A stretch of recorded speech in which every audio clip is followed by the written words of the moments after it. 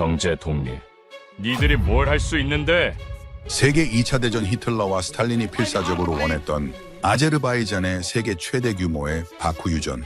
중국은 이 엄청난 땅을 30년간 독점하며 아르베이잔에게 공동 성장을 약속했습니다. 하지만 현지인들은 하루 18시간 노예보다 못한 대우를 받으며 철저히 착취당했습니다. 모든 희망이 사라진 그때 한 청년이 어머니의 금팔찌를 팔아 아무도 모르게 한국행 비행기에 올랐습니다. 그리고 2년 뒤 그가 돌아와 중국 독점 카르텔 앞에서 단 한마디를 외치자 중국 전체가 발칵 뒤집혔습니다. 100년이요? 한국에서 2년이면 충분했습니다. 어머니의 금팔찌 하나가 중국 카르텔을 무너뜨린 순간 그 믿을 수 없는 이야기 지금 시작됩니다. 소비에트 연방이 해체된 직후였습니다. 해외 석유 기업들이 파도처럼 밖으로 밀려들기 시작했어요. 제 나이 10살 때 일입니다. 어느 날 아침 학교에 가려고 집을 나서는데 거리에 이상한 광경이 펼쳐져 있었어요. 빨간 깃발을 단 트럭 행렬이 마을로 들어오고 있었습니다. 중국 회사다. 동네 아저씨들이 웅성거렸어요. 저도 무슨 일인가 싶어 멈춰섰죠. 그게 제 인생을 바꾼 시작이었습니다. 제 이름은 엘친입니다. 아제르바이잔의 수도 바쿠에서 태어났어요. 지구상에서 가장 먼저 석유가 발견된 도시 중 하나죠. 제 기억 속 유년 시절은 온통 검은 기름 냄새로 가득합니다. 저희 가족은 대대로 유전 노동자 집안이었습니다. 아버지 라시드는 배관 수리공이었고요. 어머니 세빈네, 그리고 4살 아래 여동생 아이셀까지 넷이서 살았어요. 아버지는 그때 이미 유전에서 20년 넘게 일하고 계셨습니다. 날마다 새벽에 나가시면 밤늦게 돌아오셨죠. 집에 돌아올 때면 온몸이 기름때로 새까매져 있었고 손에선 석유 냄새가 빠지질 않았습니다. 엘치나, 넌 아버지처럼 살면 안 된다. 꼭 공부해서 기술자가 되거라. 아버지는 늘 그렇게 말씀하셨어요. 어머니는 동네 학교에서 청소 일을 하셨습니다. 한 달에 100만 하트 남짓 받으셨죠. 우리 돈으로 치면 7만 원 정도? 그 돈으로 내 식구가 버텼습니다. 우리 집은 바쿠 외곽 낡은 아파트 2층에 있었어요. 방 2개짜리 작은 집이었습니다. 창밖으로는 끝없이 펼쳐진 석유 시추탑들이 보였죠.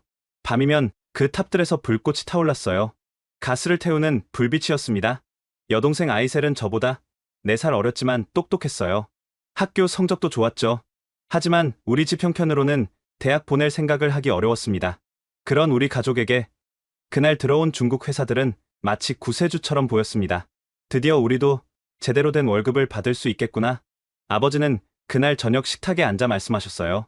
얼굴에 희망이 가득했습니다. 하지만 그건 착각이었어요. 중국 회사들이 선두에 섰습니다. 대형 트럭 행렬을 이끌고 마을 한복판에 나타나더니 주민들을 집결시켰죠. 말쑥한 정장 차림의 중국인 책임자가 통역을 끼고 입을 열었습니다. 이 낡은 유전을 최신 시설로 바꿔드리겠습니다. 여러분의 삶도 함께 나아질 겁니다. 선진 기술까지 전수해드릴게요. 주민들은 모두 환영했습니다. 마침내 우리 손으로 현대적인 기술을 익힐 기회가 왔다고 믿었거든요. 아버지도 들떠 계셨어요. 수십 년을 배관만 만지다가 이제야 제대로 된 전문 기술을 배우게 됐다는 기대감 때문이었죠. 엘치나, 이제 아버지도 기술자가 될 수 있을지 모르겠구나. 그날 밤 아버지는 평소엔 안 하시던 술까지 드시며 말씀하셨습니다. 눈빛에 희망이 가득했어요. 어머니도 기뻐하셨습니다. 지긋지긋한 가난에서 이제 조금은 벗어날 수 있겠다며 안도하셨죠. 계약서에는 명확하게 적혀 있었어요. 지역 주민 기술 교육, 첨단 기술 완전 이전, 현지 전문 인력 육성. 아버지는 그 계약서를 집에 가져와 액자에 넣어 벽면에 걸어 놓으셨습니다. 마을 광장에는 현수막이 걸렸습니다. 새로운 시대가 열립니다. 함께 만들어가는 미래. 중국인 관리자가 마이크를 잡고 연설했어요. 통역사가 아제르바이잔어로 옮겼습니다. 우리는 여러분을 동반자로 생각합니다. 기술을 공유하고 같이 성장하겠습니다. 광장에 모인 사람들이 박수를 쳤습니다. 아버지도 손뼉을 치셨어요. 저도 그날은 기뻤던 기억이 납니다. 아버지가 행복해 보이셨거든요. 그러나 5년쯤 흐른 뒤 상황은 전혀 다른 방향으로 흘러가고 있었습니다. 약속은 지켜지지 않았어요. 중국 회사는 핵심 기술을 절대 공개하지 않았습니다. 중요한 작업은 모두 중국인 기술자들이 독점했고 아제르바이잔 주민들은 예전처럼 단순 노동에만 동원됐죠. 아버지는 여전히 배관 수리공이었습니다. 오히려 상황은 더 나빠졌어요. 이제는 중국인 감독의 명령을 받으며 더 고된 일을 감당해야 했으니까요. 더 큰 문제는 그 다음부터 시작됐습니다. 중국 회사들이 이남 유전 지대를 완전히 장악하더니 본색을 드러내기 시작했습니다. 제가 15살이 됐을 때였어요. 아버지가 퇴근하고 돌아오시는 시간이 점점 늦어졌습니다. 밤 10시, 11시, 심지어 자정이 넘어서도 안 들어오실 때가 있었죠. 어느 날 밤, 아버지가 현관문을 열고 들어오셨는데 얼굴이 시커멓게 멍들어 있었습니다. 아버지, 무슨 일이에요? 어머니가 깜짝 놀라 물으셨어요. 괜찮아. 파이프가 터져서 맞았어. 아버지는 그렇게 말하고는 방으로 들어가셨습니다. 나중에 알게 된 사실이지만 중국인 감독이 작업 속도가 느리다며 아버지를 밀쳤던 거였어요. 아버지가 넘어지면서 파이프에 머리를 부딪혔던 겁니다. 기술 교육은 시작도 안 됐어요. 약속했던 현재 엔지니어 양성 프로그램? 단 한 번도 열리지 않았습니다. 중국인들은 자기들끼리만 일했어요. 핵심 제어실은 완전히 봉쇄됐습니다. 중국인 전용 구역이라는 푯말이 붙어 있었죠. 아제르바이잔 노동자들은 출입조차 할 수 없었습니다. 더 심각한 건 임금 차별이었어요. 똑같은 일을 해도 중국인은 한 달에 3,000달러를 받았습니다. 아제르바이잔 노동자는 200달러, 15배 차이였어요. 왜 우리는 월급이 이렇게 적어요? 어느 날 아버지가 중국인 관리자에게 물었습니다. 너희는 기술이 없잖아. 기술 없으면 돈도 없어. 관리자는 코웃음을 쳤어요. 그럼 기술을 가르쳐 주시면 되잖아요. 계약서에 써 있지 않습니까? 계약서. 그건 정부끼리 한 거야. 우리는 몰라. 마을 분위기가 점점 나빠졌습니다. 처음엔 기대에 부풀었던 사람들이 이제는 분노하기 시작했어요. 우리가 속았어. 중국 놈들이 우릴 노예로 부리고 있다고. 동네 아저씨들이 모여서 한숨을 쉬었습니다. 저는 그때 처음으로 무력함이라는 걸 느꼈습니다. 우리 땅 밑에서 나오는 석유인데 왜 우리는 구경만 하고 있을까? 왜 우리는 영원히 막노동만 해야 할까? 몇 년 사이에 마을 전체가 침체됐습니다. 아버지 같은 노동자들은 점점 더 힘들어졌어요. 작업 강도는 높아지는데 임금은 그대로였습니다. 중국인 감독들은 조금만 실수해도 고함을 질렀죠. 빨리 안 해? 게으른 놈들. 아버지의 등은 점점 더 굽어갔습니다. 45살이셨는데 60처럼 보이셨어요. 저는 매일 밤방에 누워 천장만 바라봤습니다. 같은 생각이 머릿속을 떠나지 않았어요. 왜 우리는 이렇게 가난할까? 왜 우리가 캔 석유로 다른 나라만 부자가 될까? 왜 우리는 당하기만 할까? 그리고 가장 답답했던 건 어떻게 해야 할지 전혀 모르겠다는 거였어요. 그때 상황을 완전히 바꿔버린 사건이 터졌습니다. 3년 후, 제가 고등학교 3학년이 되던 해봄이었어요. 오후 2시쯤 학교 교실에서 수학 시험을 보고 있는데 교무실 선생님이 교실 문을 열었어요. 엘친, 나와봐. 선생님 얼굴이 심각했습니다. 가슴이 철렁 내려앉았어요. 내 아버지가 유전에서 사고를 당하셨어. 지금 바로 병원으로 가봐.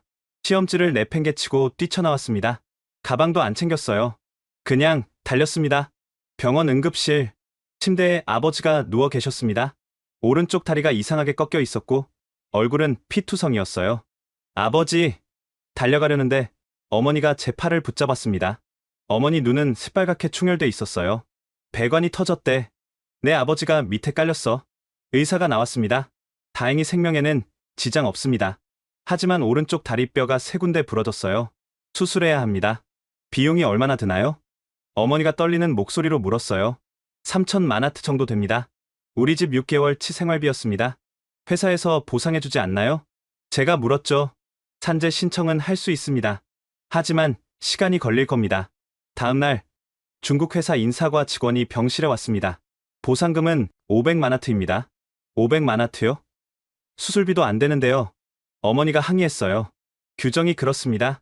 더 받고 싶으면 소송하세요. 직원은 차갑게 말하고 나가버렸습니다. 그날 밤 아버지가 병상에서 말씀하셨어요. 엘치나. 네, 아버지. 우리 땅 밑석유인데 왜 우리는 영원히 이 꼴일까? 아버지 눈에서 눈물이 흘러내렸습니다. 저는 처음이었어요. 아버지가 우는 걸 본 게 그 순간 저는 결심했습니다. 반드시 이 상황을 바꾸겠다고. 아버지 같은 사람들이 더 이상 당하지 않게 만들겠다고. 하지만 방법을 몰랐어요. 고등학생인 제가 뭘 할 수 있을까? 아버지 사고 이후 저는 미친 듯이 공부했습니다.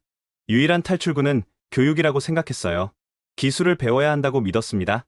고등학교 졸업 후 바쿠 석유가스대학교 석유공학과에 합격했습니다.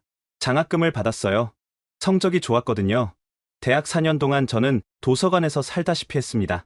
새벽 5시에 일어나서 밤 11시까지 공부했어요. 엘친, 너 언제 자니? 건강 망가지겠다. 룸메이트가 걱정했지만 멈출 수 없었습니다. 유체역학, 석유지질학, 시추공학, 저류공학 모든 과목에서 A+를 받았어요. 교수님들이 놀라워했습니다. 엘친, 너 이렇게 공부하면 나중에 큰 엔지니어 되겠다. 하지만 졸업이 다가올수록 불안해졌습니다. 4학년 2학기 취업 박람회가 열렸어요. 바쿠 주요 석유 회사들이 부스를 차렸습니다. 저는 이력서를 들고 돌아다녔어요. 첫 번째로 간 곳은 중국 시노팩이었습니다. 안녕하세요. 저는 바쿠 석유가스대 4학년 엘친이라고 합니다. 평점 4.8입니다. 중국인 채용 담당자가 이력서를 받아들더니 대충 훑어봤어요. 중국어 할 줄 알아? 아니요. 하지만 영어는 유창하게 할 수 있습니다. 중국어 못하면 안 돼. 다음. 손을 휘저었습니다. 두 번째 회사도 마찬가지였어요. 세 번째, 네 번째, 다섯 번째 회사도 똑같았습니다. 현지인은 안 뽑아. 중국 본사에서 온 직원들만 기술직에 배치해. 너희는 현장 보조나 해. 11군데 회사를 돌아다녔지만 결과는 똑같았습니다. 박람회가 끝나고 저는 캠퍼스 벤치에 주저앉았어요. 하늘이 무너지는 것 같았습니다. 4년 동안 미친 듯이 공부했는데 그게 무슨 소용이람? 어차피 취직도 못하는데. 그날 밤 집에 돌아가니 아버지가 소파에 앉아 계셨습니다. 다리 깁스를 한 지 3년이 지났지만 여전히 절뚝거리셨어요. 유전 일은 그만두고 이제 동네 철물점에서 일하고 계셨습니다. 엘친아, 취업 박람회는 어땠니? 글쎄요. 말을 잇지 못했습니다. 아버지는 한숨을 쉬셨어요. 그럴 줄 알았다. 중국 놈들이 우리를 사람 취급하겠니? 저는 그날 밤 잠을 이룰 수 없었습니다. 이렇게 끝나는 건가? 여기까지가 내 한계인가? 배워도 쓸모없는 건가? 졸업을 2달 앞둔 어느 날이었습니다. 지도교수님 캐림 교수가 저를 연구실로 부르셨어요. 엘친, 자네 요즘 표정이 안 좋더군. 무슨 일인가? 교수님, 취직이 안 돼요. 중국 회사들은 현지인을 안 뽑습니다. 캐림 교수는 책상에 앉아 잠시 생각하시더니 서랍을 열었습니다. 팸플릿 한 장을 꺼내셨어요. 이거 한번 봐. 한국 정부 장학 프로그램, 해양석유공학 석사 과정. 한국이요? 그래. 한국 정부가 해외 학생들을 초청해서 장학금을 주는 프로그램이야. 부산에 있는 한국해양대학교에서 공부하는 거지. 한국이 석유로 유명한가요? 저는 솔직히 한국에 대해 아는 게 없었어요. 석유는 없지. 하지만 해양 플랫폼 기술은 세계 최고야. 캐림 교수는 컴퓨터를 켜서 사진들을 보여주셨습니다. 거대한 해양 구조물들, 바다 위에 떠있는 도시 같은 플랫폼들. 이게 뭔지 아나? 해양 플랫폼이군요. 맞아. 바다에서 석유를 캐는 장비야. 이걸 만드는 나라가 전 세계에 몇 개나 될 것 같나? 글쎄요. 10개? 3개야. 한국, 싱가포르, 중국. 그 중에서 한국이 기술력 1위지. 캐림 교수는 몸을 앞으로 기울이며 말했습니다. 엘친, 자네도 알다시피 우리나라 석유는 대부분 육상 유전이야. 하지만 진짜 큰 매장량은 카스피해 바다 밑에 있어. 해양 유전 개발이 미래야. 그럼 한국 기술을 배우면 우리나라를 바꿀 수 있어. 교수님 눈빛이 진지했습니다. 한국은 특별한 나라야. 1950년대만 해도 우리보다 가난했어. 전쟁으로 모든 게 파괴됐지. 하지만 60년 만에 세계 10위권 경제 대국이 됐어. 조선 산업 세계 1위야. 어떻게 그럴 수 있었죠? 기술 개발에 투자했어. 그리고 중요한 건 한국은 기술 이전을 두려워하지 않는다는 거야. 그 말에 저는 귀가 번쩍 뜨였습니다. 중국하고 다르다는 말씀이세요? 완전히 달라.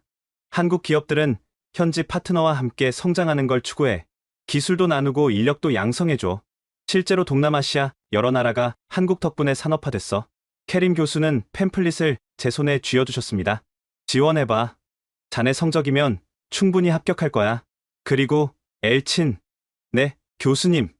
한국에 가서 제대로 배워와. 우리나라에는 자네 같은 젊은이가 필요해. 그날 밤, 저는 팸플릿을 수십 번 읽었습니다. 한국. 전쟁의 폐허에서 일어선 나라. 기술로 세계를 정복한 나라. 그리고 기술을 나누는 나라. 저는 노트북을 열어 한국에 대해 검색하기 시작했어요. 삼성, 현대, LG. 세계적인 기업들이 즐비했습니다. 현대중공업, 세계 최대 조선소. 사진 속 거제도 조선소는 압도적이었어요. 거대한 배들이 줄지어 건조되고 있었습니다. 이 기술을 배우면 우리 카스피에도 개발할 수 있겠구나. 가슴이 두근거렸습니다. 장학금 신청서를 작성하는 데 일주일이 걸렸습니다. 자기소개서, 연구 계획서, 추천서.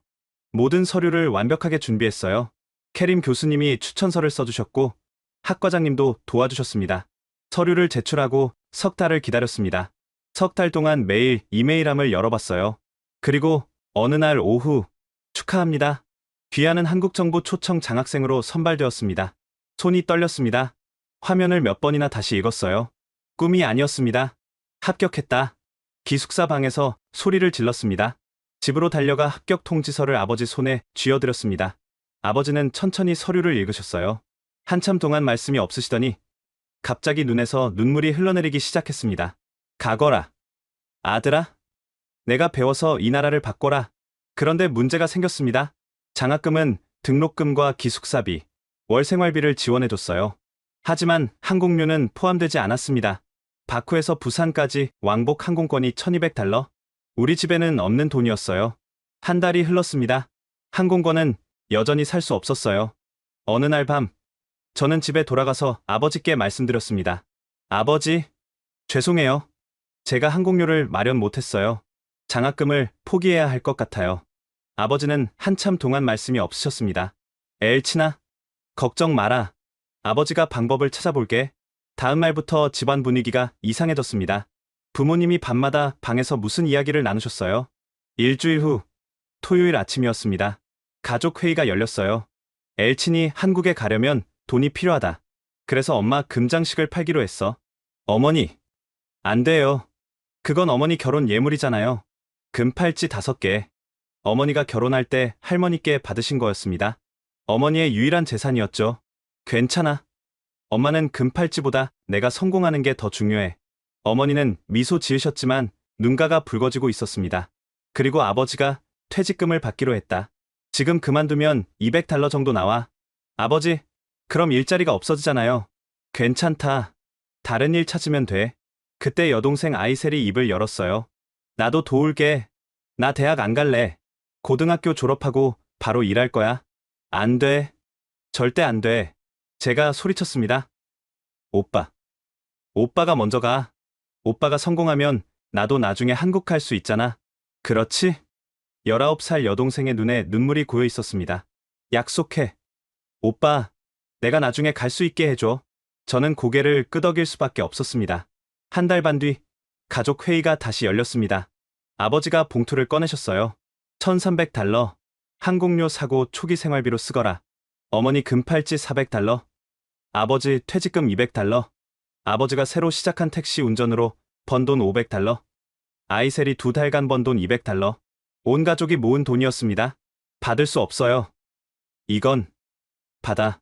아버지가 단호하게 말씀하셨습니다. 이게 우리가 줄 수 있는 전부다. 가서 성공해라. 그게 우리 소원이다. 저는 가족을 바라봤습니다. 모두가 눈물을 흘리고 있었어요. 약속할게요. 반드시 성공하겠습니다. 여러분의 희생을 헛되게 하지 않을게요. 출국일이 다가왔습니다. 전날 밤, 저는 잠을 이룰 수 없었어요. 짐을 싸고 또 싸고, 가방을 열고 또 열었습니다. 가져갈 게 많지 않았어요. 옷 몇 벌, 교과서 몇 권, 그리고 아버지 사진 한 장. 새벽 5시, 가족 모두 일어났습니다. 어머니가 아침을 준비하셨어요. 평소보다 푸짐했습니다. 마지막 식사였으니까요. 많이 먹어라. 한국 가면 우리 음식 먹기 힘들 거야. 식사를 마치고 공항으로 향했습니다. 아버지가 택시를 운전하셨어요. 바쿠 공항에 도착했습니다. 아침 7시, 비행기는 9시 출발이었어요. 체크인을 마쳤습니다. 이제 출국장으로 들어가야 했어요. 자, 이제 들어가 봐. 아버지가 말씀하셨습니다. 저는 가족 한 명 한 명을 안았어요. 먼저 어머니, 엄마, 그동안 감사했어요. 건강하세요. 엘치나, 자주 전화해. 알았지? 어머니는 제 등을 토닥이며 울고 계셨습니다. 다음은 여동생 아이셀. 오빠, 절대 포기하지 마. 우리 모두 오빠를 믿어. 아이셀아, 미안해. 내 대학 됐어. 오빠가 성공하면 나도 한국 갈 거잖아. 약속했잖아. 약속할게. 3년 안에 너도 한국 보내줄게. 마지막으로 아버지. 아버지는 말씀이 없으셨어요. 그냥 저를 꼭 안아주셨습니다. 엘치나, 이 할아비가 마지막으로 부탁 하나만 하마. 거기 가서 꼭 배워와라. 기술을 배워와라. 그리고 우리 같은 사람들이 더 이상 당하지 않게 해다오. 네, 아버지. 꼭 그렇게 하겠습니다. 출국장으로 향했습니다. 몇 걸음 가다가 뒤를 돌아봤어요. 가족들이 손을 흔들고 있었습니다. 아버지는 지팡이를 짚고 서 계셨고 어머니와 아이셀은 손수건으로 눈물을 닦고 있었어요. 가슴이 미어졌지만 저는 다시 앞을 향해 걸었습니다. 돌아갈 수 없었어요. 이제는 전진만이 있을 뿐이었습니다. 비행기가 이륙했습니다. 창밖으로 바쿠가 보였어요. 카스피의 푸른 물결, 끝없이 펼쳐진 석유 시추탑들, 제가 태어나고 자란 땅. 눈물이 흘렀지만 닿지 않았습니다. 이건 슬픔의 눈물이 아니었어요. 각오의 눈물이었습니다. 아버지, 어머니, 아이셀, 저 반드시 성공해서 돌아올게요. 여러분의 희생을 헛되게 하지 않겠습니다. 14시간 후, 저는 인천공항에 도착했습니다. 인천공항을 빠져나온 순간, 완전히 다른 세상이었습니다.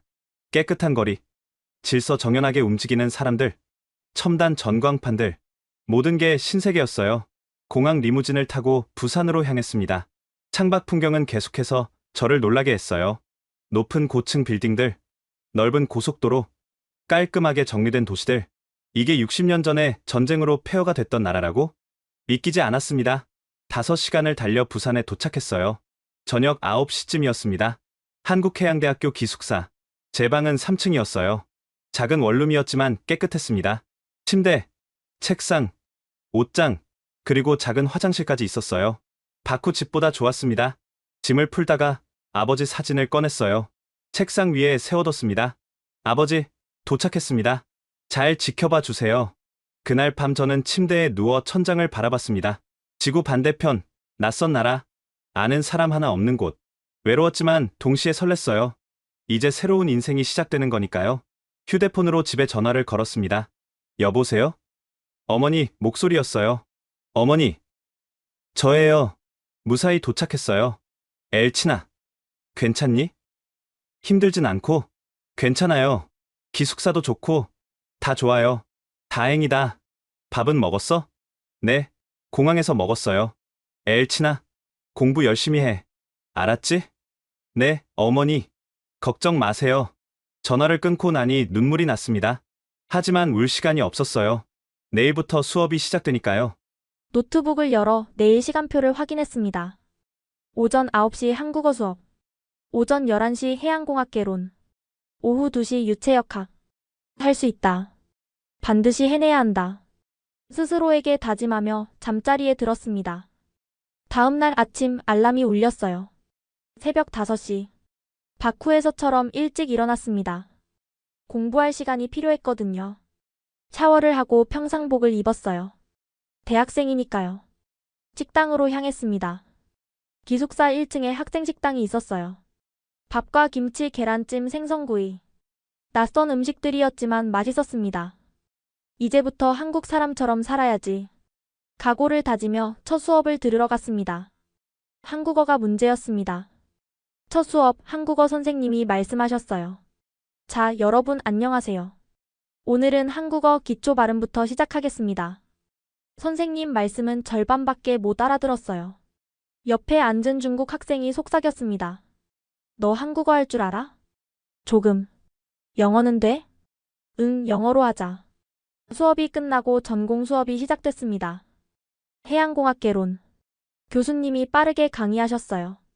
전문 용어들이 쏟아졌습니다. 오프쇼어 플랫폼 서브시 시스템 라이저 파이프. 노트 필기를 하는데 손이 따라가지 못했어요. 교수님이 너무 빠르게 말씀하셨거든요. 수업이 끝나고 저는 도서관으로 달려갔습니다. 오늘 배운 내용을 복습해야 했어요. 밤 11시까지 공부했습니다. 기숙사로 돌아오니 녹초가 됐어요. 이런 생활이 매일 반복됐습니다.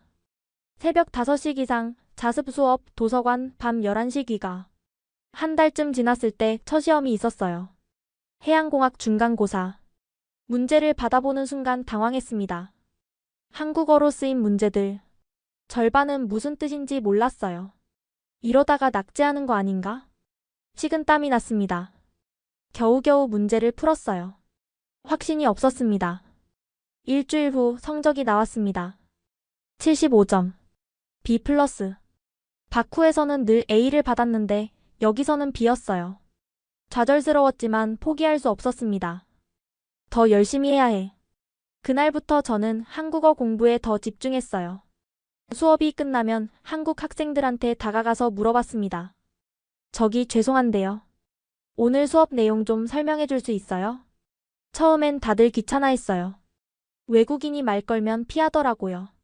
하지만 계속 물어보니 몇몇 학생들이 도와주기 시작했습니다.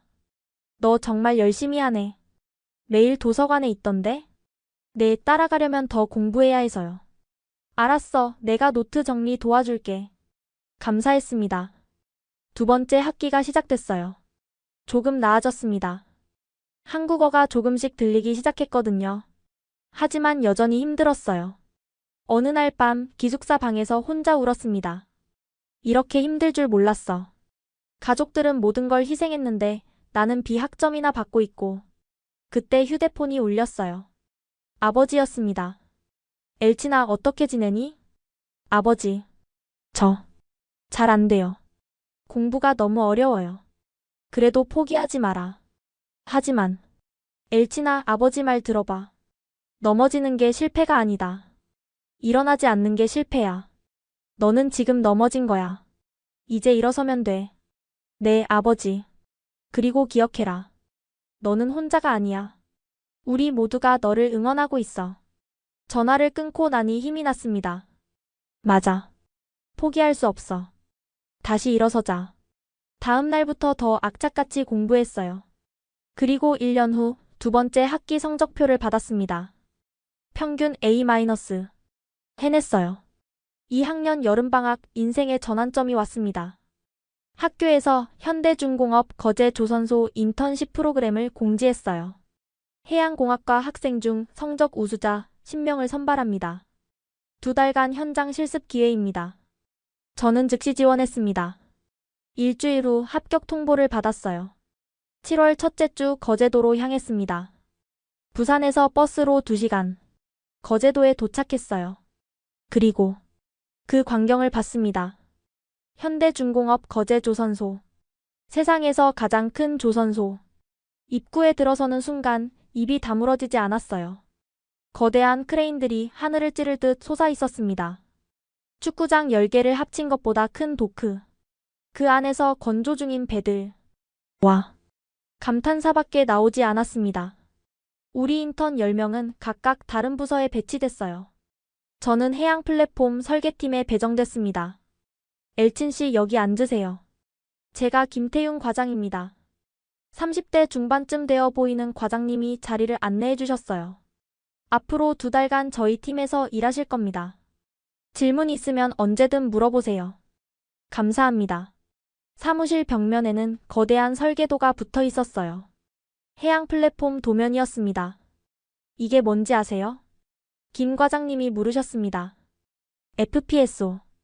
부유식 생산 저장하역 설비요. 오, 공부 많이 하셨네요. 맞습니다. 이게 우리가 지금 건조하고 있는 플랫폼이에요. 도면을 보는데 가슴이 두근거렸습니다. 이 기술이면 우리 카스피에도 개발할 수 있겠어. 일주일 후 저는 현장 견학을 나갔습니다. 건조 중인 해양 플랫폼 앞에 섰어요. 높이 60m. 축구장 2개 크기. 거대한 철 구조물이 눈앞에 솟아 있었습니다. 저게 바다 위에 뜨는 거예요? 그럼요. 저 위에서 석유를 캐고 정제하고 저장하고 배에 싣습니다. 완전한 해상 공장이죠. 설명을 들으면서 전율이 흘렀습니다. 이거다. 이게 내가 배워야 할 기술이다. 플랫폼 위로 올라갔어요. 안전모를 쓰고 안전화를 신고. 곳곳에서 용접 불꽃이 튀고 있었습니다. 쇠 끓는 냄새, 기계 소리, 작업자들의 외침. 생생한 현장이었어요. 한국 기술자들이 일하고 있었습니다. 그들은 도면을 보며 정밀하게 작업했어요. 저기요. 한 기술자분께 다가갔습니다. 궁금한 게 있는데 여쭤봐도 될까요? 그럼요. 뭐가 궁금하세요? 친절하게 설명해 주셨어요. 저는 하루 종일 질문을 퍼부었습니다. 기술자분들은 하나하나 다 대답해 주셨어요. 중국이랑 완전히 다르네. 중국 회사에서는 절대 기술을 안 가르쳐 줬어요. 너희는 몰라도 되라고만 했죠. 하지만 한국은 달랐습니다.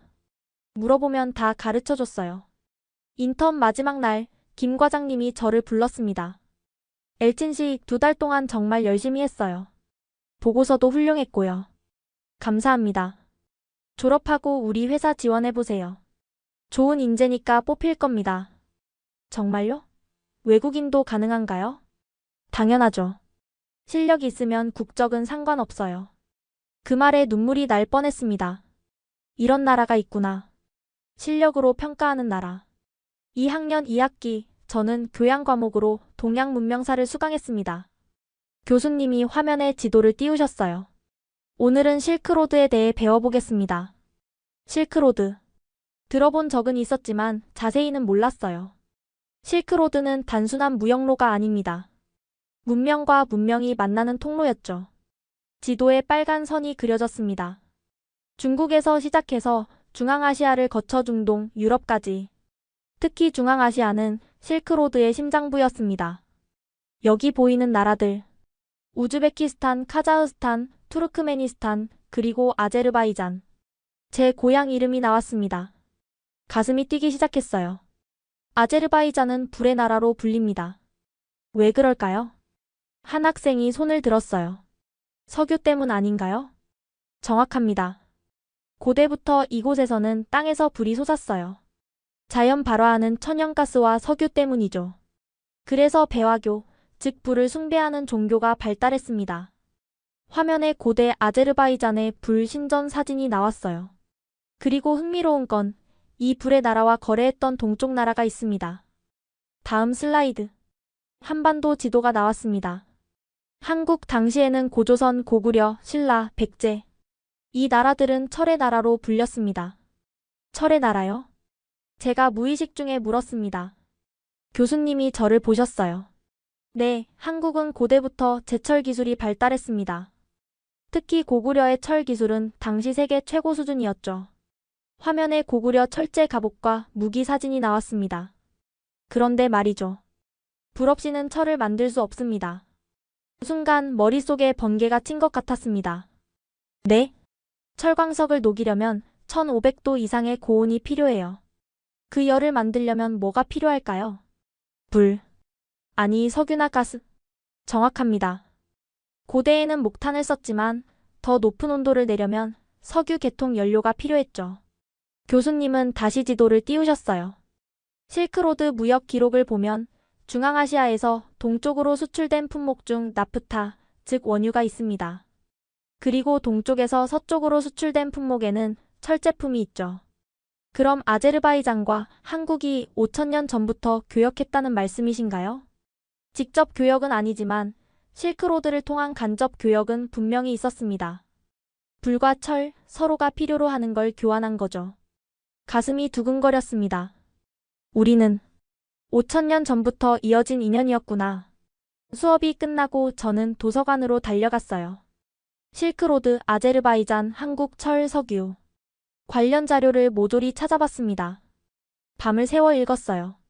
고대 문헌에는 정말로 기록이 있었습니다. 중앙아시아에서 액체불을 동쪽으로 수출했다는 기록. 동쪽에서 신비한 철검이 서쪽으로 왔다는 기록. 불 없이는 철을 만들 수 없고 철 없이는 불을 켤 수 없다.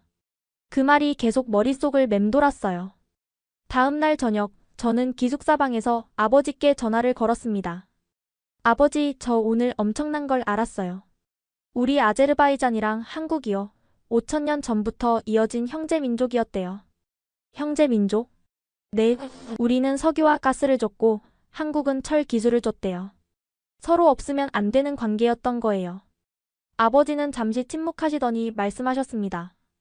그럼 지금도 그래야 하는 거 아니냐? 네? 엘치나, 지금도 우리는 석유가 있고 한국은 기술이 있잖니. 5000년 전처럼 다시 만나야 하는 거 아니냐? 그 말에 저는 얼어붙었습니다. 맞아. 역사가 반복되는 거야. 5000년 전 실크로드에서 불과 철이 만났어요. 그리고 지금 21세기에 다시 만나야 하는 거였습니다. 아제르바이잔의 석유와 한국의 해양 플랫폼 기술. 이게 내가 해야 할 일이다. 그 순간 제 인생의 방향이 명확해졌습니다. 2년 뒤 졸업식 날이 밝았습니다. 한국해양대학교 강당. 200명의 졸업생이 모여 있었어요. 저는 검은 학사모와 가운을 입고 앉아 있었습니다. 석사 학위 수여를 시작하겠습니다. 한 명씩 이름이 호명됐어요. 해양공학과 엘친. 제 차례였습니다. 무대로 올라갔어요. 총장님이 학위증을 건네주셨습니다. 축하합니다. 훌륭한 성과였어요. 감사합니다. 객석을 바라봤어요. 한국 학생들 가족은 다들 와 있었지만 제 가족은 없었습니다. 당연했죠. 여기까지 올 돈이 없었으니까요. 하지만 저는 알고 있었어요. 바쿠에서 우리 가족이 저를 바라보고 있다는 걸. 졸업식이 끝나고 김태훈 과장님이 오셨습니다. 엘친 씨 졸업 축하해요. 우리 회사에 지원하기로 했죠? 죄송합니다, 과장님. 저 고향에 돌아가기로 했어요. 김 과장님은 놀란 표정을 지으셨어요. 왜요? 여기서 일하면 좋은 조건 드릴 수 있는데. 고향에 제가 필요한 사람들이 있습니다. 제가 배운 걸 그곳에서 써야 해요. 김 과장님은 한참 저를 바라보시더니 고개를 끄덕이셨습니다. 알겠어요. 훌륭한 결정이에요. 고국을 위해 일하는 거 멋지잖아요. 감사합니다, 과장님. 그리고 엘친 씨. 김 과장님이 명함을 한 장 주셨어요. 혹시 아제르바이잔에서 한국 기업과 협력할 일 있으면 언제든 연락하세요. 제가 도와드릴게요. 정말요? 감사합니다. 명함을 소중히 받아 지갑에 넣었습니다. 졸업 일주일 후 귀국 준비를 시작했어요. 짐을 싸는데 2년 전보다 훨씬 많아져 있었습니다. 책들, 설계도들, 자료들. 그리고 무엇보다 머릿속에 가득 찬 지식. 공항으로 향하는 버스 안에서 저는 부산 거리를 바라봤어요. 2년간 제게 너무나 많은 걸 준 도시였습니다. 감사합니다, 한국. 배운 걸 꼭 잘 쓰겠습니다. 인천공항. 체크인을 마치고 출국장으로 향했습니다. 문득 2년 전 바쿠 공항에서의 작별이 떠올랐어요. 그때는 막막했었죠. 할 수 있을까, 성공할 수 있을까. 하지만 지금은 달랐습니다. 자신감이 생겼어요. 비행기가 이륙했습니다. 창밖으로 한반도가 보였어요. 산과 강, 도시들. 다시 올게요. 그때는 아제르바이잔과 한국을 잇는 다리를 놓고 오겠습니다. 14시간 후 바쿠 공항에 도착했습니다. 입국장을 나오는 순간 엘친 가족들이 서 있었어요. 아버지, 어머니, 아이셀. 아버지, 어머니. 달려가서 안았습니다. 우리 아들 정말 대견하다. 아버지가 제 등을 토닥이셨어요. 어머니는 울고 계셨고요. 오빠 진짜 멋있다. 석사 학위 받았잖아. 아이셀이 소리쳤습니다. 집으로 돌아오는 차 안에서 아버지가 물으셨어요. 엘친아, 이제 뭘 할 거니? 저는 가방에서 서류들을 꺼냈습니다. 해양 플랫폼 설계도, 사업계획서. 일을 시작할 겁니다. 한국과 아제르바이잔을 잇는 일을요. 귀국 한 달 후 저는 작은 사무실을 얻었습니다. 바쿠 시내 낡은 건물 3층. 방 하나에 책상 2개. 이게 전부였어요. 간판을 달았습니다. 코리아 카스피 에너지 브릿지. 한국과 카스피해를 잇는 에너지 다리. 제 꿈을 담은 이름이었습니다. 직원은 저 혼자였어요. 대학 후배 하나가 인턴으로 들어왔지만 급여를 줄 형편이 안 돼서 일주일 만에 그만뒀습니다. 사업 계획은 명확했어요. 한국의 해양 플랫폼 기술을 아제르바이잔에 소개하고 카스피해 유전 개발 프로젝트를 따내는 것. 명함을 천장 찍었습니다. 아제르바이잔 석유 회사들에 보낼 사업 제안서를 작성했어요. 한국에서 배운 해양 플랫폼 기술 카스피해 적용 가능성, 예상 비용. 밤을 새워 완성했습니다. 다음 날 명함과 제안서를 들고 석유 회사들을 찾아다녔어요. 첫 번째 국영 석유 회사 소카르. 안녕하세요. 저는 해양 에너지 컨설팅을 하는 엘친이라고 합니다만. 약속 있으세요? 아니요, 하지만. 약속 없으면 안 됩니다. 문전박대였습니다. 두 번째 BP. 제안서 좀 봐주실 수 있을까요? 이메일로 보내세요. 지금 여기 있는데요. 바빠요. 이메일로 보내세요. 이메일을 보냈지만 답장은 오지 않았습니다. 세 번째, 네 번째, 다섯 번째. 한 달 동안 20개 회사를 돌아다녔지만 결과는 똑같았어요. 경험이 없잖아요. 레퍼런스가 없는데 어떻게 믿어요? 한국 기술? 여기는 중국이 다 하는데 6번째 달이 됐을 때 저는 사무실 임대료조차 낼 수 없게 됐습니다. 아버지께 전화를 드렸어요. 아버지, 사업이 안 돼요. 아무도 제 제안을 안 들어줘요. 엘치나 조금만 더 버텨봐. 기회가 올 거야. 하지만 기회는 오지 않았습니다. 오히려 더 나쁜 소식이 들렸어요. 어느 날 대학 동기에게서 전화가 왔습니다. 엘친, 너 사업 망하게 생겼다며? 뭐? 소문났어. 내가 한국 기술 팔려고 돌아다닌다고. 근데 중국 회사들이 너 견제하고 있대. 중국이 왜? 당연하지. 한국 기술 들어오면 자기들 밥그릇 없어지잖아. 그제야 깨달았습니다. 제 실패가 단순히 경험 부족 때문이 아니었다는 걸. 중국이 방해하고 있었던 거예요. 실체가 드러난 건 여름이었습니다. 우연히 기회가 생겼어요. 중소석유회사 한 곳이 카스피에 해상 유전 개발을 계획하고 있었습니다. 회사 이름은 아제리 오일그룹. 규모는 작지만 성장 가능성이 있는 회사였어요. 담당 이사님을 만났습니다. 엘친 씨 제안서 잘 봤습니다. 흥미롭네요. 감사합니다. 한국 현대중공업 기술이라.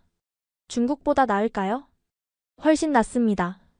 현대는 세계 1위 조선사고 해양 플랫폼 기술도 최고예요. 가격은? 중국보다 15% 높지만 품질과 안정성을 생각하면 훨씬 경제적입니다. 이사님은 고개를 끄덕이셨어요. 좋아요. 한번 검토해보죠. 다음 주에 다시 연락드리겠습니다. 가슴이 뛰었습니다. 드디어 첫 계약을 따낼 수 있을 것 같았어요. 일주일을 기다렸어요. 손톱이 다 닳도록 전화만 바라봤습니다. 그런데 연락이 안 왔어요. 2주일이 지났습니다. 제가 먼저 전화를 걸었어요. 여보세요, 이사님. 저 엘친인데요. 검토는 어떻게 되셨나요? 아, 엘친 씨. 죄송합니다만 계약하기 어려울 것 같습니다. 네? 왜요? 다른 업체에서 더 좋은 조건을 제시했습니다. 어느 업체인데요? 중화석 유공사입니다. 가슴이 철렁 내려앉았어요. 얼마나 더 싼 가격이었는데요? 시장 가격보다 30% 낮습니다. 그건 손해보는 가격인데요? 저희로서는 거절하기 어려웠습니다. 죄송합니다. 전화가 끊겼습니다. 30% 덤핑. 중국이 고의로 손해를 감수하면서까지 제 계약을 뺏어간 거였어요. 다음 날 또 다른 소식이 들렸습니다. 제가 접촉했던 다른 회사 두 곳도 똑같이 중국 업체와 계약했다는 거였어요. 전부 시장 가격보다 훨씬 싼 조건이었대. 동기가 알려줬습니다. 엘친, 중국이 너 죽이려고 작정한 것 같아. 내가 접촉하는 회사마다 중국이 먼저 찾아가서 덤핑 가격을 제시한대. 어떻게 그걸 알아? 업계가 좁잖아. 다들 알아. 중화석 유공사가 엘친이라는 놈 계약하면 우리랑 거래 끊는다고 협박하고 다닌대. 분노가 치밀어 올랐습니다. 하지만 어쩔 수 없었어요. 중국은 거대했고 저는 혼자였습니다. 그해 말까지 단 한 건의 계약도 따내지 못했어요. 사무실 월세가 밀렸습니다. 건물주가 찾아왔어요. 엘친 씨 3개월치 밀렸어요. 이번 달까지 안 내시면 나가셔야 합니다. 일주일만 기다려주세요. 곧 계약이. 그 말 벌써 3번째예요. 미안하지만 못 기다려요. 결국 사무실을 비워야 했습니다. 책상과 의자를 집으로 옮겼어요. 이제 집 거실이 사무실이 됐습니다. 어느 날 저녁 집에 돌아왔는데 분위기가 이상했어요. 어머니가 울고 계셨고 아이셀이 어머니를 위로하고 있었습니다. 무슨 일이에요? 엘친아. 아버지가 심각한 얼굴로 말씀하셨습니다. 내 아버지가 다시 쓰러졌다. 병원 응급실이었습니다. 아버지가 침대에 누워 계셨어요. 얼굴이 창백했습니다. 아버지 무슨 일이세요? 괜찮다, 엘친아. 그냥 피곤해서. 하지만 의사 선생님 말은 달랐습니다. 과로와 스트레스로 심장에 무리가 왔습니다. 당분간 절대 안정이 필요해요. 얼마나 입원해야 하나요? 최소 한 달은 입원하셔야 합니다. 비용은 입원비와 검사비 포함해서 2,000만 하트 정도 됩니다. 2,000만 하트. 우리 집 4개월 생활비였어요. 병실로 돌아와 아버지 옆에 앉았습니다. 아버지, 쟤 때문에 이러시는 거죠? 무슨 소리냐? 제가 사업을 못해서 집에 돈을 못 넣어서. 아버지가 제 손을 잡으셨어요. 엘진아, 내 탓이 아니다. 아버지가 원래 몸이 안 좋았어. 하지만 저는 알고 있었어요. 아버지가 택시 일을 하루 16시간씩 하신다는 걸. 제 사업이 안 돼서 생활비가 부족했기 때문이었죠. 병원비를 마련해야 했습니다. 집에 돌아와 통장을 확인했어요. 잔액 300만 하트. 턱없이 부족했습니다. 어머니의 금반지를 팔았습니다. 마지막 남은 금장 신구였어요. 엘진아, 미안하다. 엄마가 도움이 안 되네. 아니에요, 어머니. 제가 미안해요. 아이셀도 자기 적금을 깨겠다고 했어요. 오빠, 내 돈 써. 지금 아버지가 더 중요하잖아. 결국 모두의 돈을 모았습니다. 겨우 병원비를 냈어요. 그날 밤 저는 거실 바닥에 주저앉았습니다. 사업은 망했고 아버지는 입원하셨고 돈은 바닥났어요. 이게 끝인가? 이렇게 실패하는 건가? 다음 주 상황은 더 악화됐습니다. 은행에서 연락이 왔어요. 사업 시작할 때 받은 소액 대출 상환일이 지났다는 거였습니다. 이번 달 안에 갚지 않으시면 법적 조치를 취하겠습니다. 갚을 돈이 없었어요. 집 거실에 혼자 앉아 있었습니다. 책상 위에는 밀린 청구서들이 쌓여 있었어요. 전기세, 수도세, 인터넷 요금. 휴대폰이 울렸습니다. 모르는 번호였어요. 여보세요? 엘친 씨죠? 저는 중화석 유공사 박후 지사왕 부사장입니다. 중국인이었습니다. 무슨 일이시죠? 만나서 얘기하고 싶은데 내일 시간 있으세요? 무슨 얘기를요? 좋은 제안이 있습니다. 호텔 카페에서 뵙죠. 주소 문자로 보낼게요. 전화가 끊겼습니다. 다음 날 시내 고급 호텔 카페로 갔어요. 왕 부사장이 먼저 와 있었습니다. 50대 초반, 비싼 양복을 입고 있었어요. 엘친 씨, 반갑습니다. 앉으세요. 자리에 앉았습니다. 용건만 말씀하시죠.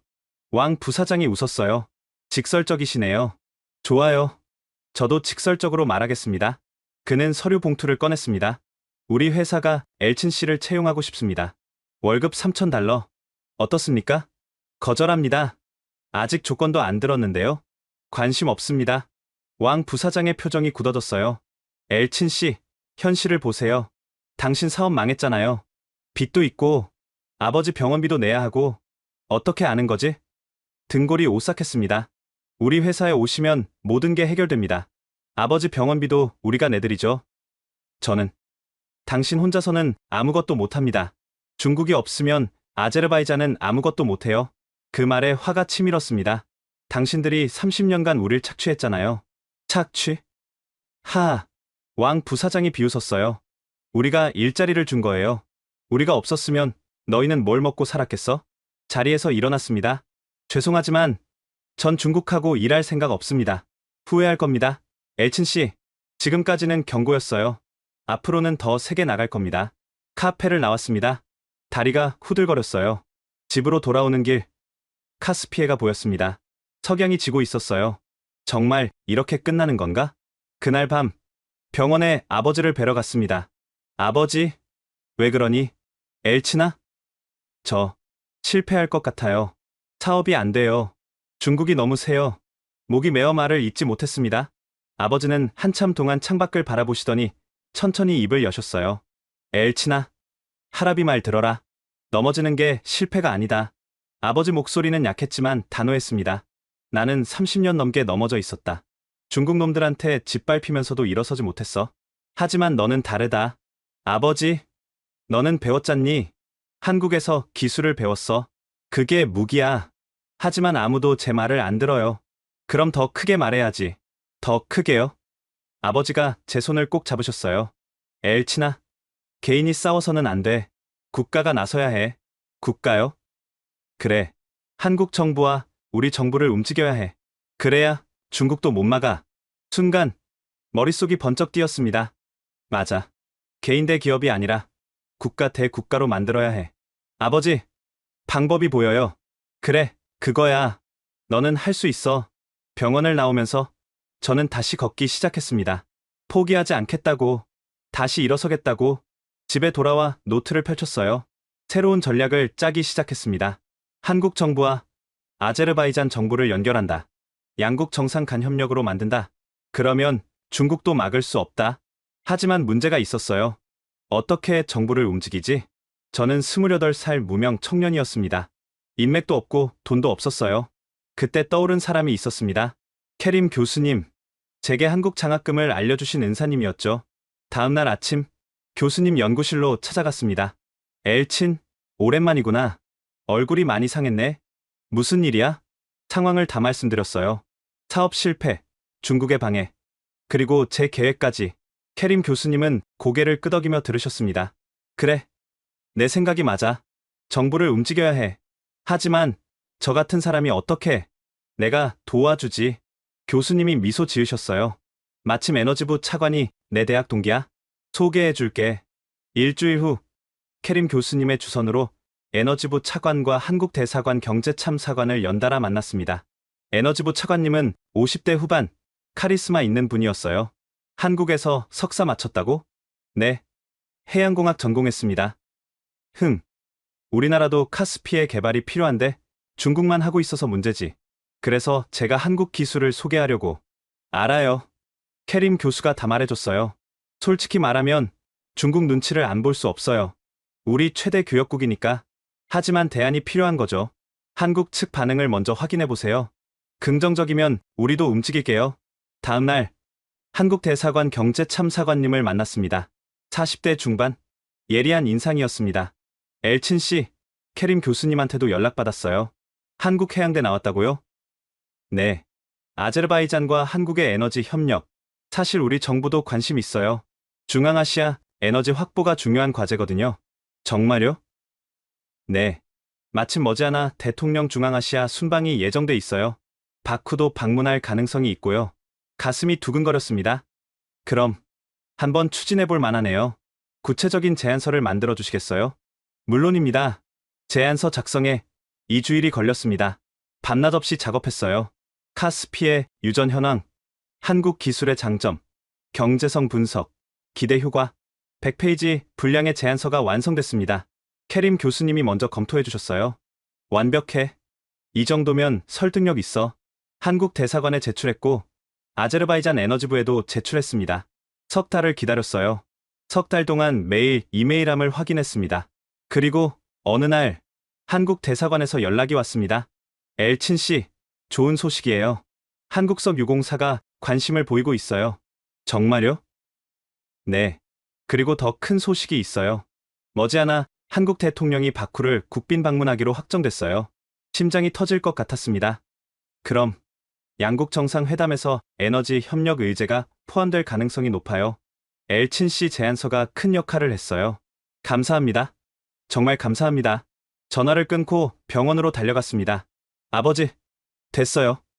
한국 대통령이 오신대요. 아버지가 침대에서 일어나 앉으셨어요. 정말이냐? 네. 머지않아 바쿠에 오셔요. 아버지 눈에 눈물이 고였습니다. 엘친아, 정말 대단하다. 내가 해냈구나. 아직 끝난 게 아니에요. 이제 시작이에요. 다음 주 에너지부에서도 연락이 왔습니다. 정식 회의에 초청된다는 거였어요. 양국 에너지 협력 실무 회의입니다. 한국 석유공사 관계자들도 오고요. 엘친 씨가 발표를 해주셨으면 합니다. 제가요? 네. 이 프로젝트를 제안한 사람이잖아요. 에너지부 회의실. 한쪽에는 아제르바이잔 정부 관계자들, 다른 쪽에는 한국석유공사 임원들이 앉아 있었어요. 저는 발표자 자리에 섰습니다. 손이 떨렸지만 참았어요. 존경하는 양국 관계자 여러분, 저는 엘친입니다. 화면에 첫 슬라이드를 띄웠어요. 오늘 제가 제안드릴 것은 단순한 비즈니스가 아닙니다. 5000년을 이어온 역사의 복원입니다. 고대 실크로드 지도가 나타났습니다. 5000년 전 우리 조상들은 실크로드에서 만났습니다. 아제르바이잔은 불의 나라, 한국은 철의 나라. 다음 슬라이드. 불 없이는 철을 만들 수 없고 철 없이는 불을 켤 수 없었습니다. 우리는 서로가 필요했고 함께 번영했습니다. 그리고 21세기 역사가 반복됩니다. 아제르바이잔에는 석유가 있고 한국에는 세계 최고의 해양 플랫폼 기술이 있습니다. 한국석유공사 상무님이 손을 드셨어요. 질문 있습니다. 중국도 이미 카스피해에서 작업하고 있는데 한국이 뭐가 다른가요? 준비한 답이었습니다. 중국은 기술을 독점합니다. 30년간 일했지만 현지인은 아무것도 배우지 못했습니다. 다음 슬라이드에 통계가 나왔어요. 하지만 한국은 다릅니다. 한국이 진출한 동남아 국가들을 보세요. 모두 기술 이전을 받았고 현지 인력이 양성됐습니다. 우리는 단기 이익이 아니라 장기 파트너십을 원합니다. 형제 민족으로서요. 아제르바이잔 차관님이 고개를 끄덕이셨어요. 구체적인 제안은 뭡니까? 이남, 광구 공동 개발을 제안합니다. 한국석 유공사가 해양 플랫폼 기술과 자본을 제공하고 아제르바이잔이 광구와 인력을 제공합니다. 그리고 가장 중요한 것, 마지막 슬라이드를 띄웠어요. 5년 안에 아제르바이잔 엔지니어 200명을 양성합니다. 진짜 기술 이전입니다. 회의실이 조용해졌습니다. 한국석 유공사 상무님과 아제르바이잔 차관님이 서로를 바라봤어요. 그리고 고개를 끄덕였습니다. 회의가 끝나고 한국석 유공사 상무님이 저를 따로 부르셨습니다. 엘친 씨, 발표 인상 깊었어요. 우리 본사에서도 중앙아시아 진출을 고려하고 있었는데 엘친 씨 덕분에 구체화되는 것 같네요. 상무님이 명함을 건네셨어요. 앞으로 협력할 일이 많을 것 같습니다. 연락 주고받죠. 영광입니다. 그리고 드디어 그날이 왔습니다. 대통령궁. 양국 국기가 펄럭이고 있었어요. 태극기와 아제르바이잔 국기. 드디어 이 순간이 왔구나. 대통령 도착에 앞서 양국 에너지 협력 협정 체결식 및 발표가 먼저 진행됐습니다. 저는 무대에 올랐어요. 존경하는 내외 귀빈 여러분. 5000년 전 우리 조상들은 실크로드에서 만났습니다. 고대 지도가 화면에 떴어요. 아제르바이잔에서 한반도까지 이어진 붉은 선. 아제르바이잔, 불의 나라. 땅에서 불이 솟고 하늘로 치솟았습니다. 그 신비한 불에 사람들은 경외심을 느꼈고 배화교가 탄생했죠. 고대 불신전 사진이 나왔습니다. 그리고 동쪽 끝 철의 나라가 있었습니다. 한반도. 이곳 사람들은 철을 다루는 기술이 뛰어났어요. 그 철로 농기구를 만들고 무기를 만들고 문명을 일으켰습니다. 고구려 철제 갑옷 사진. 하지만 여러분, 불 없이는 철을 만들 수 없습니다. 1500도 이상의 고온이 필요하거든요. 반대로 철 없이는 땅속 깊은 곳에 불을 켤 수 없습니다. 청중들이 집중하고 있었어요. 그래서 우리 조상들은 만났습니다. 실크로드를 통해 서쪽은 불을 주고 동쪽은 철을 주었습니다. 서로가 서로를 필요로 했습니다. 다음 슬라이드. 그리고 21세기. 역사는 반복됩니다. 아제르바이잔에는 여전히 불이 있습니다. 카스피해 및 풍부한 석유와 가스. 한국에는 여전히 철이 있습니다. 세계 최고의 조선 기술, 해양 플랫폼 제조 능력. 그리고 오늘 저는 양국 정상을 바라봤어요. 5000년 만에 불과 철이 다시 만납니다. 박수가 터져 나왔습니다. 슬라이드를 넘겼어요. 이남, 광구 공동개발 프로젝트. 이것은 단순한 석유 개발 사업이 아닙니다. 이것은 형제의 재회입니다. 화면에 프로젝트 개요가 나왔어요. 한국석유공사는 해양 플랫폼 기술과 자본을 제공합니다. 아제르바이잔은 광구와 인력을 제공합니다. 하지만 가장 중요한 것은 진짜 기술 이전입니다. 5년 안에 아제르바이잔 엔지니어 200명을 양성합니다. 비밀은 없습니다. 모든 기술을 나눕니다. 아제르바이잔 관계자들이 고개를 끄덕였어요. 이것이 한국입니다. 기술을 독점하지 않습니다. 파트너와 함께 성장합니다. 왜냐하면 우리는 형제니까요. 저는 잠시 멈췄어요. 제 아버지는 35년간 유전에서 일했습니다. 하지만 단 한 번도 기술을 배우지 못했어요. 외국 회사들은 가르쳐주지 않았습니다. 객석의 아버지를 바라봤어요. 사고로 다리를 다쳤습니다. 보상도 제대로 받지 못했어요. 저는 그 모습을 보며 자랐습니다. 그래서 한국에 갔습니다. 배우러 갔습니다. 그리고 한국에서 저는 배웠어요. 기술만이 아니라 나누는 정신을요. 오늘 이 자리는 제 아버지 세대의 한을 푸는 자리입니다. 그리고 다음 세대를 위한 희망을 심는 자리입니다. 불의 나라와 철의 나라가 다시 만나 새로운 역사를 쓰겠습니다. 감사합니다. 우레와 같은 박수가 터져 나왔어요. 사람들이 일어서서 박수를 쳤습니다. 스탠딩 오베이션이었어요. 한국 대통령이 박수를 치시며 미소 지으셨습니다. 알리예프 대통령도 고개를 끄덕이셨어요. 무대를 내려왔습니다. 다리가 후들거렸어요. 캐림 교수님이 달려와 안아주셨습니다. 완벽했어, 엘친. 정말 완벽했어. 이어서 협정 체결식이 진행됐습니다. 한국석 유공사 사장님과 아제르바이잔 에너지부 장관님이 서명했어요. 한국석 유공사와 아제르바이잔 에너지부는 이남 광구 공동 개발에 합의합니다. 플래시가 터졌습니다. 수십 개의 카메라가 이 역사적 순간을 담았어요. 한국 기업이 아제르바이잔 유전 개발에 참여하는 최초의 사례입니다. 사회자가 선언했습니다. 행사가 끝나고 저는 아버지께 달려갔어요. 아버지, 휠체어 앞에 무릎을 꿇었습니다. 엘치나. 아버지 눈에서 눈물이 흘러내렸어요. 정말 대단하다. 내가 해냈구나. 아버지, 이제 우리도 기술을 배웁니다. 아버지, 세대의 하늘 품이다. 그래. 아버지가 제 머리를 쓰다듬으셨어요. 3년이 흘렀습니다. 오늘은 특별한 날입니다. 한아제르바이잔 에너지 협력센터 3주년 기념식이 열리는 날이거든요. 바쿠 국제 컨벤션 센터. 500명이 넘는 사람들이 모였습니다. 무대에 올랐어요. 지금은 익숙해진 풍경이었습니다. 존경하는 내외 귀빈 여러분, 3년 전 우리는 약속했습니다. 5년 안에 200명의 엔지니어를 양성하겠다고. 화면에 통계가 떴습니다. 현재까지 153명이 교육을 이수했습니다. 그중 142명이 현재 이남 광구와 다른 프로젝트에서 일하고 있습니다. 박수가 터졌어요. 하지만 숫자보다 중요한 건 화면에 사진들이 나왔습니다. 플랫폼에서 일하는 아제르바이잔 엔지니어들. 이들이 당당하게 전문가로 일하고 있다는 겁니다. 더 이상 단순 노동자가 아닙니다. 그리고 오늘 새로운 소식을 알려드립니다. 다음 슬라이드. 한국 정부와 아제르바이잔 정부가 이 프로그램을 5년 연장하기로 합의했습니다. 앞으로 500명을 더 양성할 예정입니다. 우레와 같은 박수. 행사가 끝나고 한국 대사님이 오셨어요. 엘친 대표님, 축하드립니다. 감사합니다. 대사님, 그나저나 결혼은 언제 하실 거예요? 30이 넘으셨는데? 웃으며 대답했습니다. 사실 내년에 할 예정입니다. 오, 정말요? 축하드려요. 신부가 한국 분이신가요? 네. 한국해양대 같이 공부했던 선배예요. 지금은 부산에서 엔지니어로 일하고 있습니다.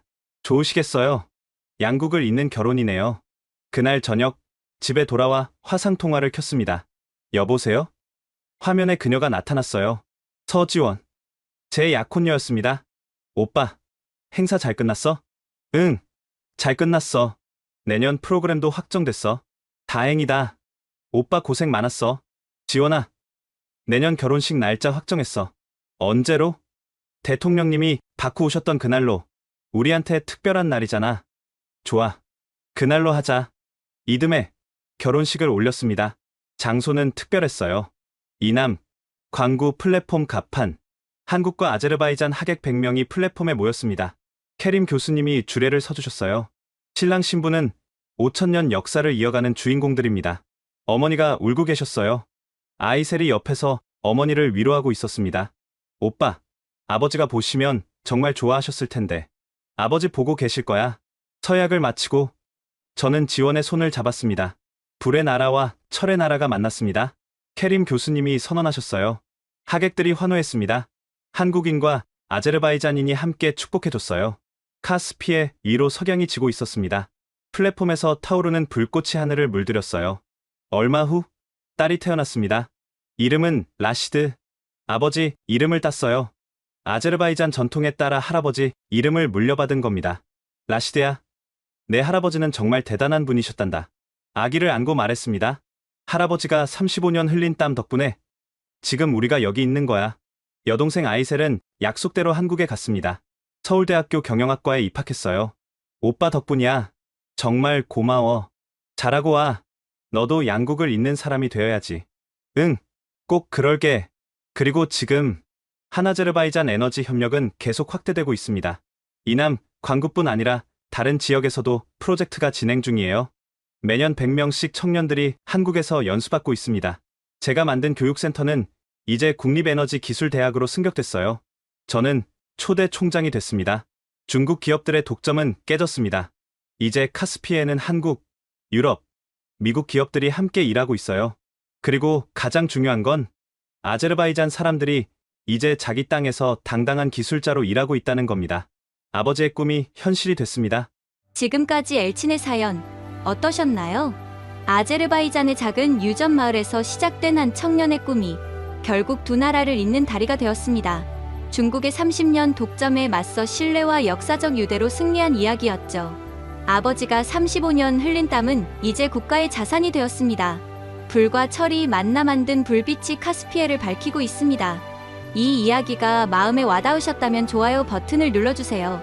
그리고 구독과 알림 설정으로 더 많은 감동 스토리를 함께 해주시면 감사하겠습니다. 특히 이 영상을 주변에 공유해주세요. 한국과 아제르바이잔의 아름다운 동맹을 5000년을 이어온 형제 민족의 재회를 더 많은 분들께 알려주세요. 댓글로 여러분의 생각을 들려주세요. 끝까지 시청해주셔서 감사합니다. 지금까지 원더풀 해외 사연이었습니다. 사연이었습니다. 사연이었습니다. 사연이었습니다. 사연이었습니다. 사연이었습니다. 사연이었습니다.